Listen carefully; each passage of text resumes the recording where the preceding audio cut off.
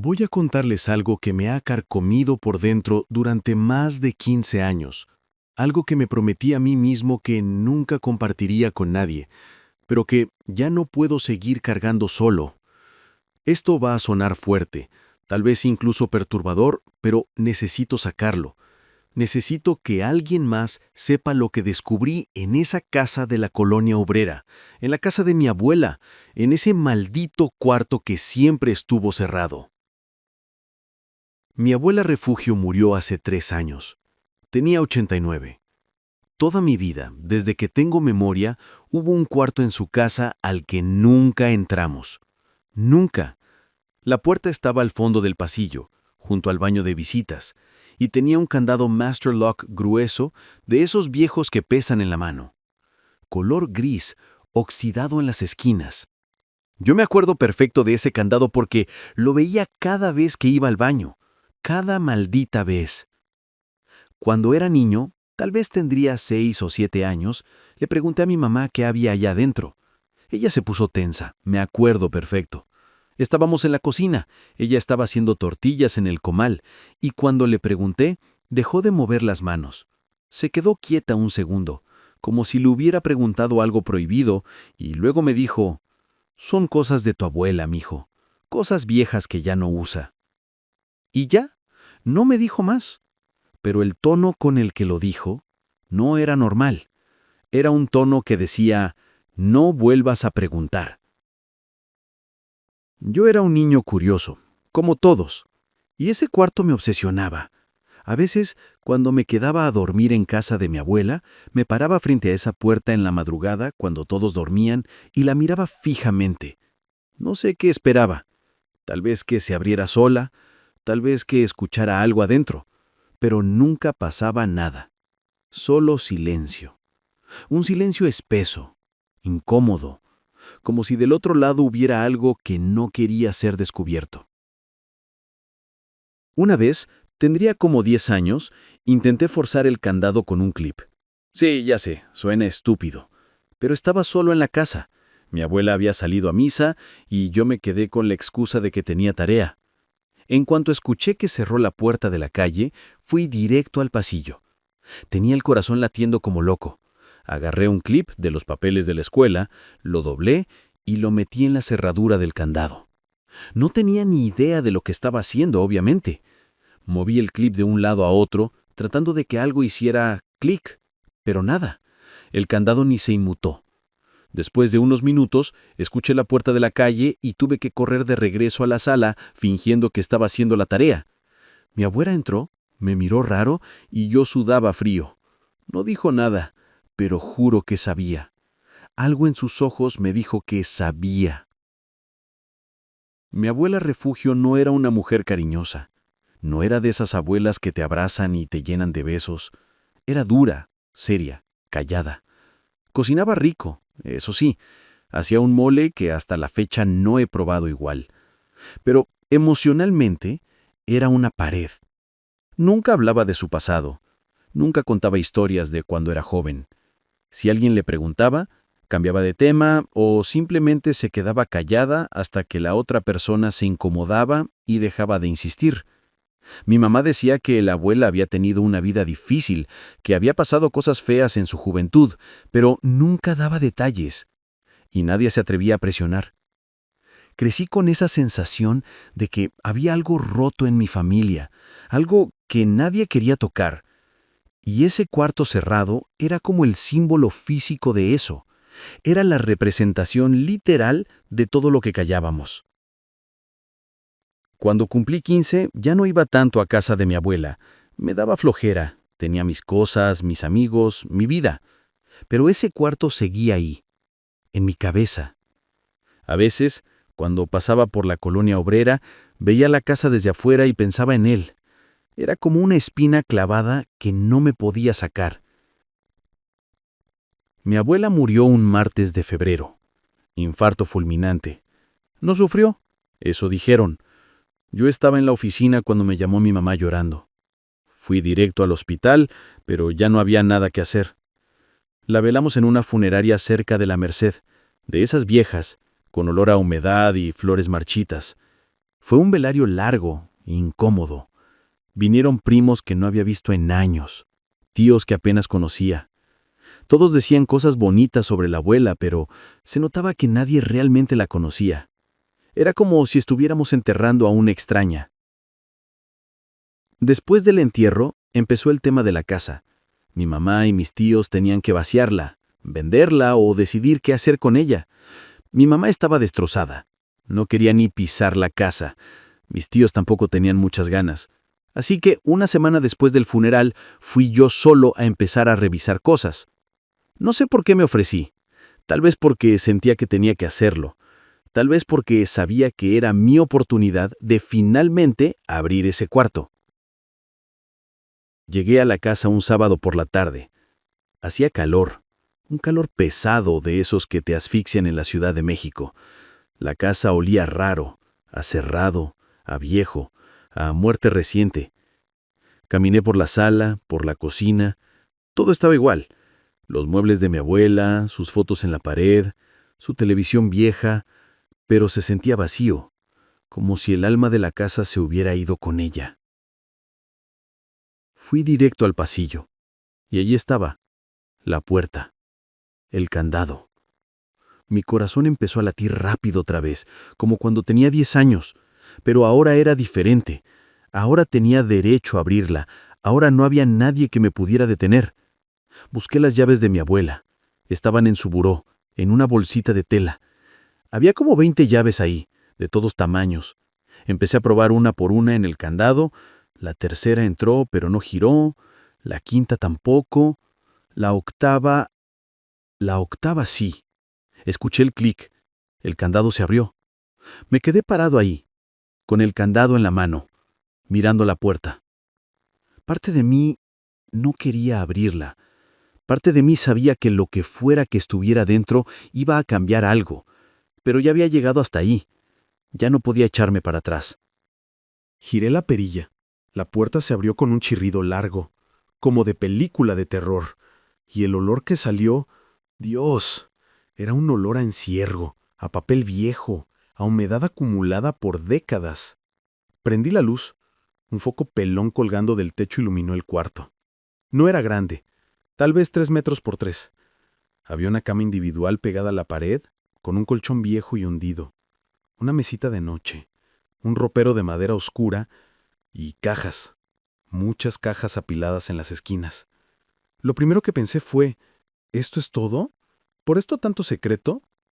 Pero luego vi la pared.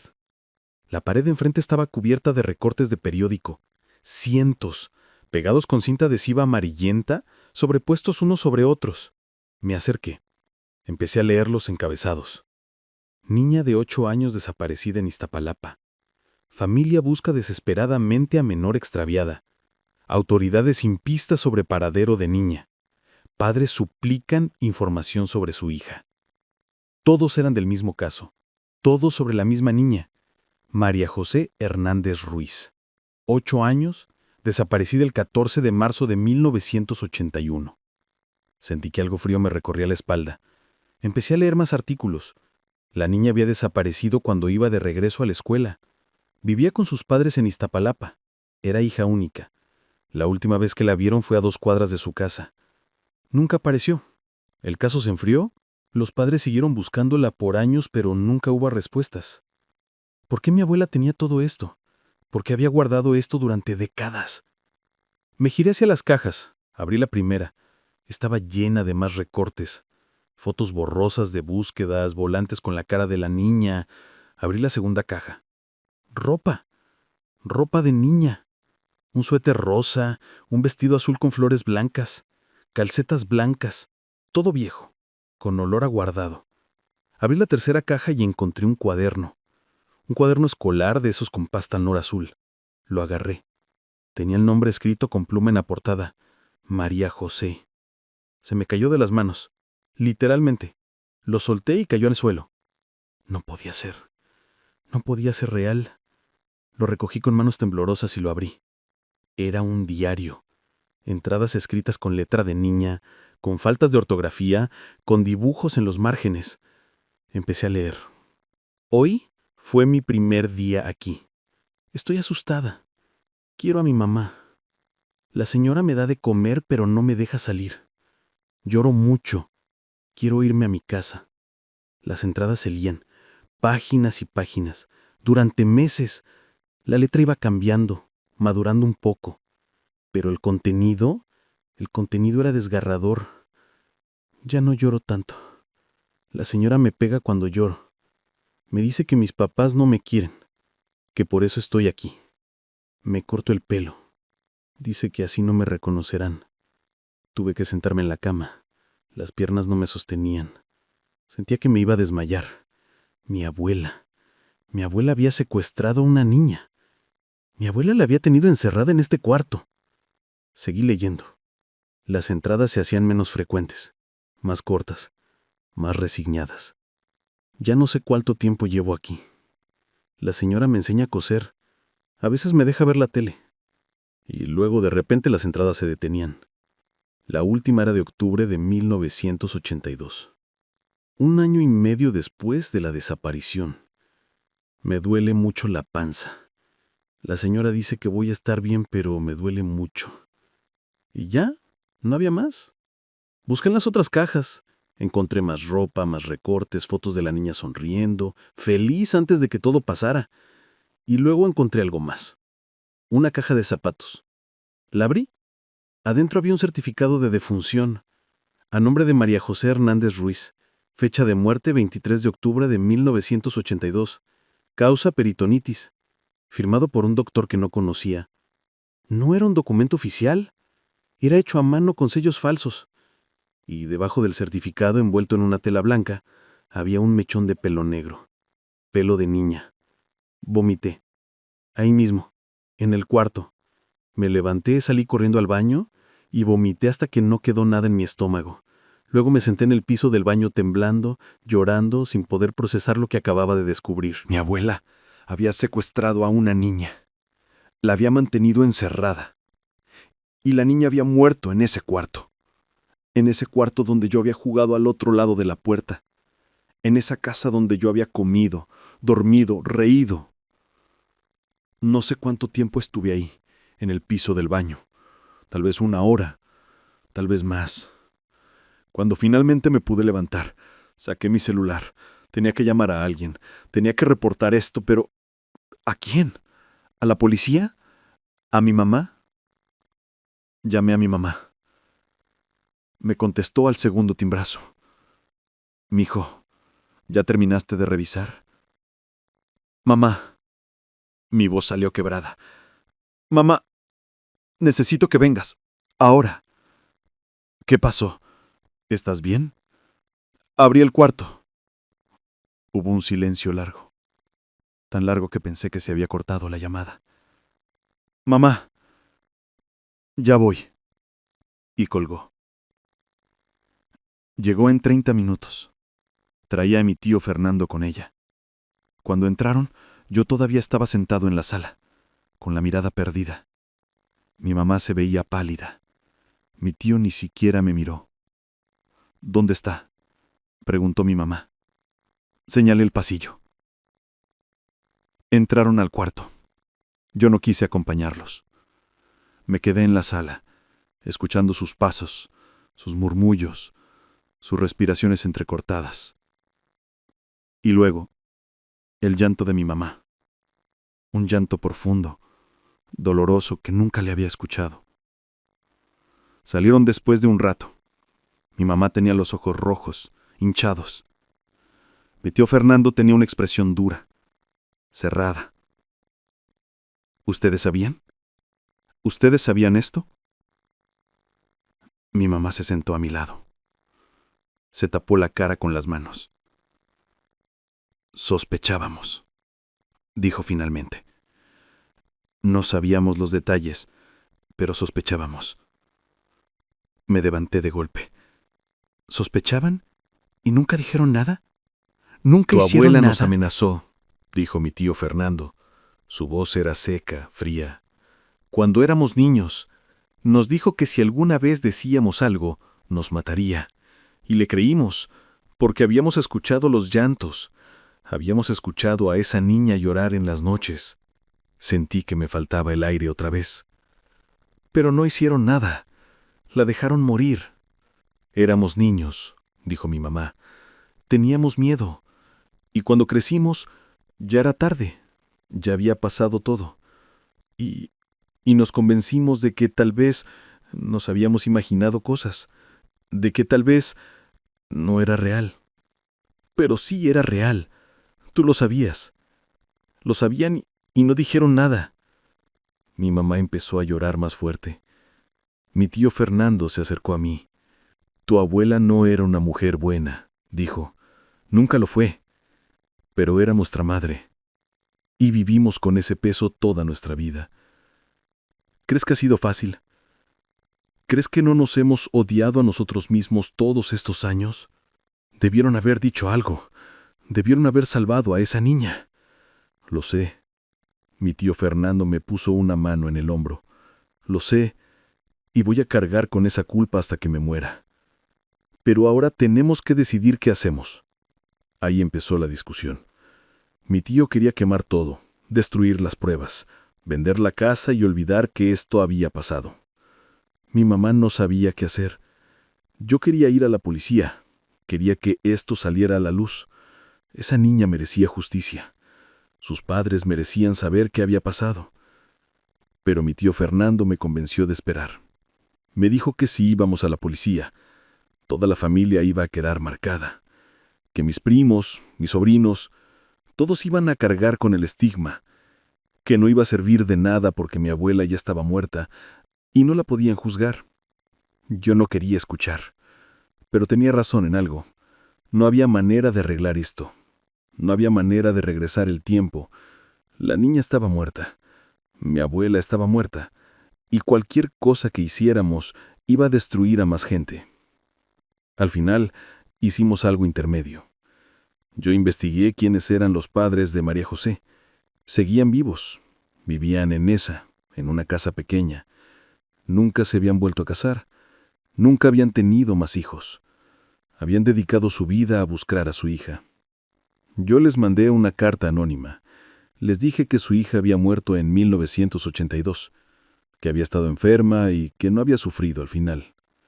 No les di detalles, no les dije dónde ni con quién, pero les mandé el mechón de pelo y una de las fotos que encontré en el cuarto, para que tuvieran algo, para que pudieran cerrar ese capítulo.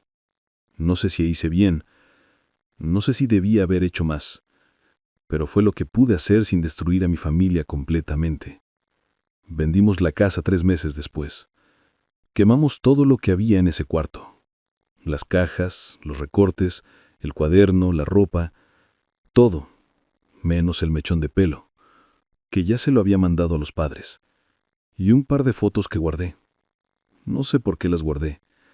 Tal vez como recordatorio, tal vez como castigo.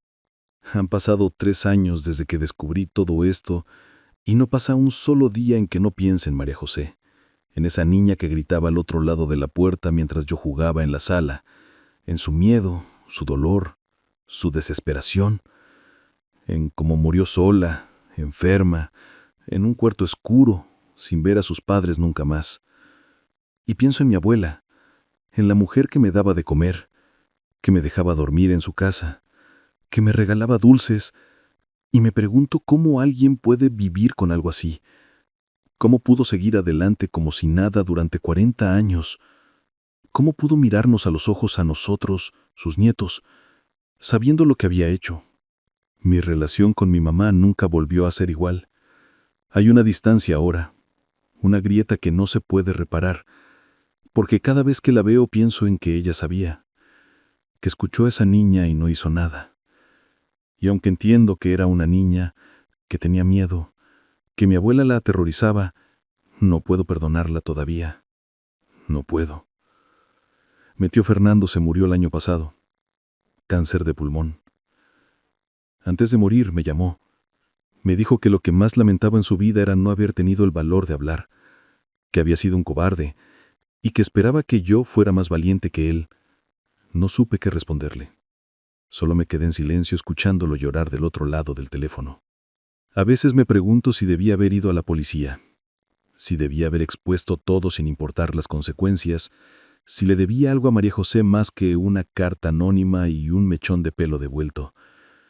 Y la respuesta es sí, sí, le debí más, pero no tuve el valor. Y eso es algo con lo que voy a tener que vivir por el resto de mi vida. Comparto esto ahora porque necesito que alguien más lo sepa. Necesito que alguien más cargue con este peso, aunque sea un poco. Necesito dejar de ser el único que sabe la verdad completa. Y tal vez de manera retorcida. Necesito que María José sea recordada. No solo como la niña desaparecida de 1981, sino como la niña que estuvo en ese cuarto, que escribió en ese diario, que lloró, que tuvo miedo, que quiso volver a casa. Ella existió y merece ser recordada. Eso es todo. Esa es la historia. Esa es la verdad sobre el cuarto cerrado de mi abuela. Y ahora ya no soy el único que lo sabe.